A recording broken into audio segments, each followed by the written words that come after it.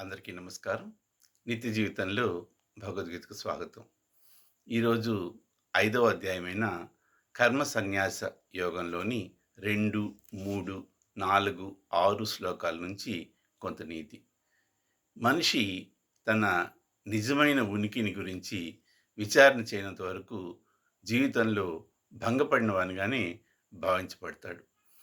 నిజమైన సన్యాసం అంటే అంతఃకరణంలో ఎలాంటి దోషాలు లేకుండా, దేన్ని ద్వేషించకుండా, దేన్ని కోరకుండా, సుఖదుఖములందు ఒకేలాగా ఉండటం.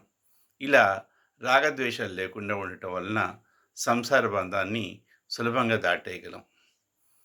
విశాల భావం గలవారు ఏ మార్గాన్ని ద్వేషించరు.